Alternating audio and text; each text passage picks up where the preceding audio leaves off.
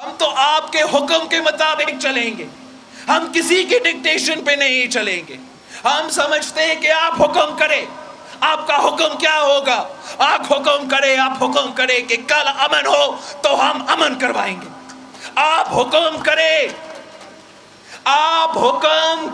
कि कल जंग करो, हम सब तैयार हैं, जंग करने के लिए भी तैयार हैं।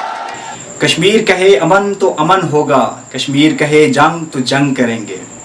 बिलावल साहब, ये वो दौर नहीं जो आपके आबाओ अजदाद तकरीरें करते थे और लोग सिर्फ सुनते थे, उनके पास कोई ऑप्शन नहीं होता था जवाब देने का।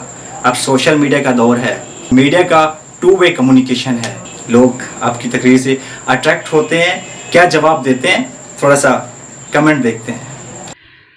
अच्छा, तो कमेंट पढ़ना स्टार्ट करते हैं जी। पहला कमेंट है उमर इकबाल साहब का, रीड करते हैं। ये क्या यहाँ फरमाइशी प्रोग्राम चल रहा है, किसी मुल्क से जंग करना क्या, वो भी ये खुसरा करवाएगा भाई? थोड़ा सा नाम लेके कश्मीरी भाइयों, उनको वोट देने से पहले कराची, थर, लाड़काना और सखर का मुआयना ज़रूर करें।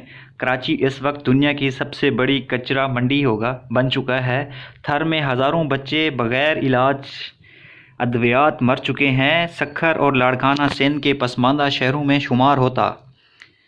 सिंध पर 15 सालों से ये हुक्मरानी कर रहे हैं, बिल्कुल हुक्मरानी तो कर रहे हैं। और इसके हैं जी 42 लाइक्स हैं। और उसके बाद हैं खालिद महमूद साहब का, जरदारी डाकू का बेटा जंग करेगा कश्मीर के लिए। बेनज़ीर 2 बार, यूसुफ रज़ा गिलानी 1 बार, जरदारी 5 साल कश्मीर के लिए जंग नहीं कर सके और ये कह रहा है भुट्टो का इक़्तिदार गिनती नहीं किया।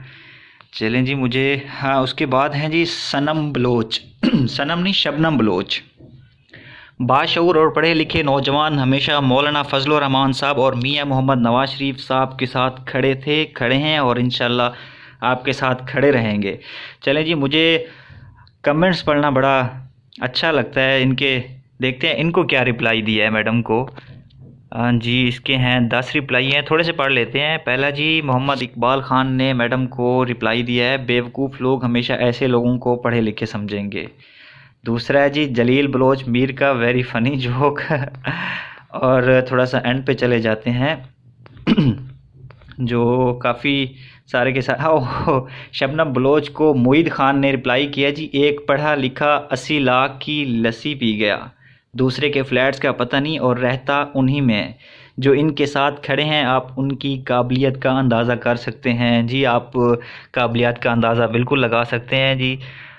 थोड़ा चलें, इनको छोड़ के आगे चलते हैं। जवाद हैदर का आया है जी, बिलावल पाकिस्तानियों को बेवकूफ़ बना रहा है। पहले दादा ने राज किया, फिर माँ ने राज किया, बाप ने भी खूब मज़े लिए, अब बिलावल साहब भी पाकिस्तान पर राज करना चाहता है जी। इनके 12 लाइक्स हैं और नीचे हैं मुनीर हमज़ा। थोड़ा मैं ये अल्फाज नहीं पढ़ूँगा तो आगे पढ़ूँगा। पूछो कि जब जरदारी ने 5 साल हुकूमत की तब उन्होंने कश्मीर के लिए क्या किया जो आज ये अपनी औकात से बाहर हो रहा है। ठीक है जी। मलिक इम्तियाज़ साहब हैं, तुमने सिंध को तबाह कर दिया और करप्शन के नए रिकॉर्ड कायम किए, अब क्या कश्मीर को तबाह करना चाहते हो? अल्लाह ताला इस मुल्क को इन करप्ट हुक्मरानों की करप्शन से महफूज रखे, आमीन सुम्मा आमीन या रब्बुल आलमीन। अच्छा जी, अब है फ़ारूक गुज्जर साहब। ओहो, इसको एक अदद गोली की ज़रूरत है जो नहीं भी मैं नहीं पढ़ता। बच्चा अपना सही ख़ानदान नहीं लिख सकता और अब जहल अवाम को जरदारी और शरीफ ख़ानदान से छुटकारा हासिल करने के लिए इनको निशान इबरत बनाना चाहिए। हमारी जहल अवाम अब तक उनकी डुगडगी के आगे ग़ुलामाना नाच रही है। अफसोस है जहल अवाम पर। नहीं भी जहल अवाम नहीं है, देखें आप मेरे साथ कमेंट रीड करते जाएं, पता नहीं वो जलसे जुलूस पे पता नहीं कौन से लोग होते हैं। अगर मेरे ख़्याल में वहाँ पे अगर कोई तकरीर के एंड पे क्वेश्चन आंसर का सेशन होता तो कोई एक मेरे ख़्याल में कोई रेडी होता तकरीर के लिए, नहीं तो घर ही बैठे होते, वहाँ से वीडियो रिकॉर्ड करके भेज रहे होते। चलें जी, आगे बढ़ते हैं। इदरीस ख़ान हैं, नाना 2 टुकड़े मुल्क करवाया, जो काम तेरी माँ और बाप नहीं कर सके, हम पागल हैं कि बात मान लें। चले भाई, हर कोई अमन चाहता है। मिनसा एंगल, अच्छा जी ये कोई परी है।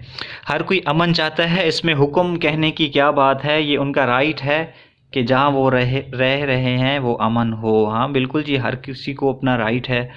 पहले सिंध की हालत बेहतर करो, जहां ना पीने का साफ़ पानी है ना इलाज मुआवजे की सहूलियात हैं, फिर बाद में किसी और को चूना लगाना। हाँ जी बिल्कुल सही है, पहले अपना घर ठीक करो फिर बाद में किसी दूसरे घर का सोचना।